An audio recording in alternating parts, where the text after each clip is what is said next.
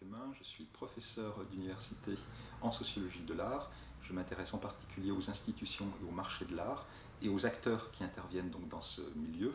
Et inévitablement, j'ai été interpellé par la question de la place particulière des femmes dans les mondes de l'art. Alors, inévitablement, aujourd'hui, en art contemporain, derrière l'œuvre, la figure de l'artiste est absolument déterminante. Qui est le créateur ou éventuellement la créatrice? On a toujours l'impression que la qualité d'une œuvre est déterminée par le seul talent, le seul génie de son créateur ou de sa créatrice, mais en général, spontanément, les gens vont plutôt penser à un créateur. Et inévitablement, cela pose la question du genre, entendu ici, donc effectivement, par la notion de sexe définie socialement, et dès que l'on gratte un petit peu, on va se rendre compte que, alors que les gens veulent croire que le talent seul va expliquer le succès, va expliquer la qualité donc attribuée aux œuvres, la dimension genrée est toujours absolument déterminante. Le déséquilibre est énorme entre les hommes et les femmes. Parmi les artistes les plus chers, et là je peux faire référence aux données d'Artprice, qui ont des bases de données sur les ventes aux enchères qui sont parfaitement exhaustives, les femmes représentent moins de 10% des 500 artistes les plus chers dans le monde.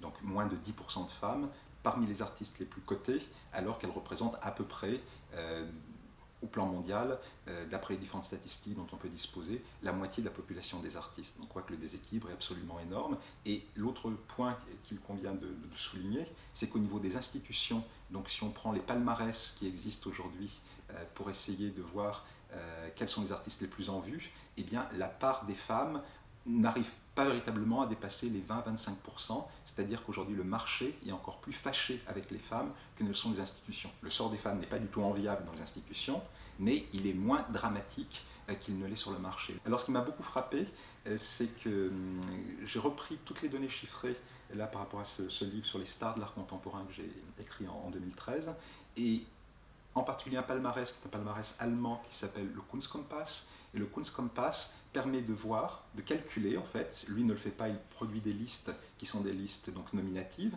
mais si en tant que sociologue on décide de compter le nombre de femmes et le nombre d'hommes, on peut voir depuis 1970, car ce palmarès a été créé en 1970, comment la part des femmes a évolué. Et moi, très naïvement, lorsque j'ai commencé à étudier ce point-là, je pensais que la part des femmes avait augmenté de façon quasi continue de 1970 à nos jours. Parce que les années 70, on le sait, ont été une grande période de conquête, de liberté pour les femmes ont accédé à une plus grande visibilité, et bien en fait pas du tout.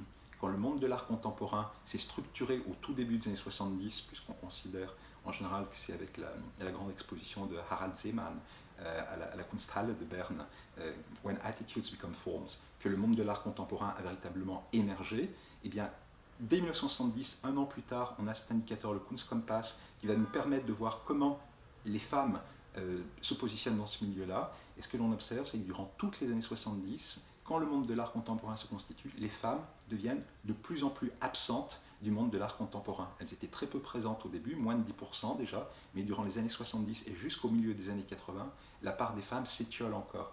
C'est-à-dire que de façon complètement inconsciente, il n'y a pas eu de politique comme ça d'ostracisation des femmes. Le monde de l'art contemporain, en se professionnalisant, le monde de l'art contemporain, en gagnant davantage d'enjeux parce qu'il devenait plus organisé, a exclu les femmes. Et de la même manière, pour montrer que ce n'est pas simplement quelque chose qui va jouer en défaveur des femmes, les mêmes mouvements se sont produits à l'encontre des jeunes. C'est-à-dire qu'en 1970, on pouvait être un artiste star en ayant à peine 30 ans.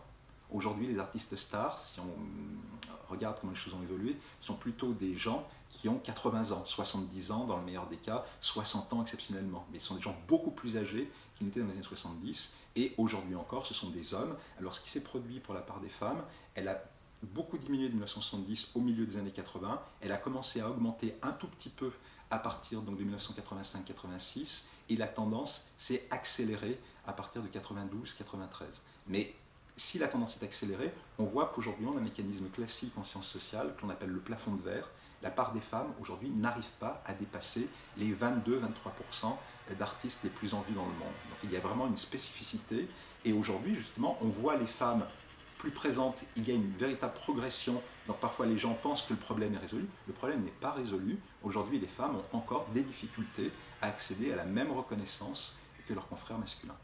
c'est très difficile en art de savoir quelle est la qualité. La qualité est quand même construite socialement, et je pense que la dimension genrée est quand même extrêmement importante. Ce qui me frappe, c'est quand je vais dans une grande foire d'art contemporain, souvent par exemple je trouve que les tableaux de John Mitchell sont des tableaux absolument extraordinaires. Il faut quand même bien voir qu'à l'époque, John Mitchell a quand même beaucoup vécu dans l'ombre de son compagnon Jean-Paul Ruppel, mais aujourd'hui, si on regarde objectivement la qualité des deux œuvres, il me semble que la qualité de l'œuvre de John Mitchell est encore plus éblouissante, plus éclatante. Pour autant, elle a une véritable visibilité, elle a une véritable reconnaissance, mais qui me semble encore en retrait par rapport à la qualité de son travail. Et on pourrait dire, je pense, la même chose d'autres artistes femmes.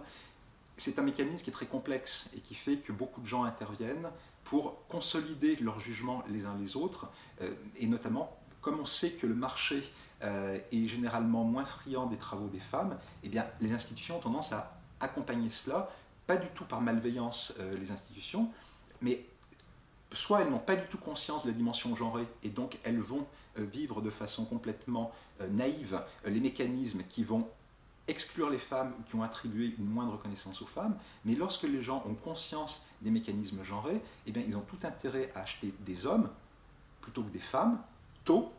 Pourquoi? Parce que les prix des hommes sont susceptibles d'augmenter beaucoup plus que les prix des femmes, mais lorsque les grandes institutions comme le Centre Georges Pompidou, la Tate Modern ou le MoMA achètent tôt des artistes, ils vont contribuer à faire augmenter leur cote.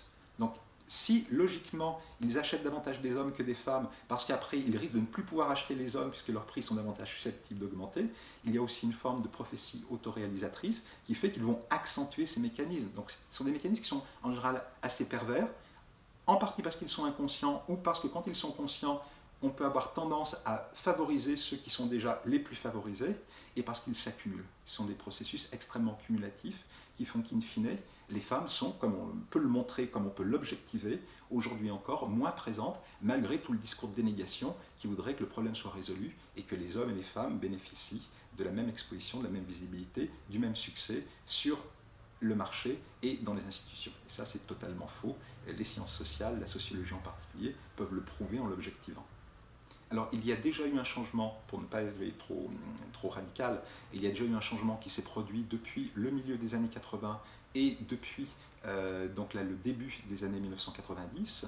Pour autant, aujourd'hui, cette réalité du plafond de verre est quand même assez inquiétante, et ce qui va également jouer en défaveur des femmes, c'est par exemple la présence d'artistes chinois qui sont arrivés massivement sur le marché de l'art à partir de 2007.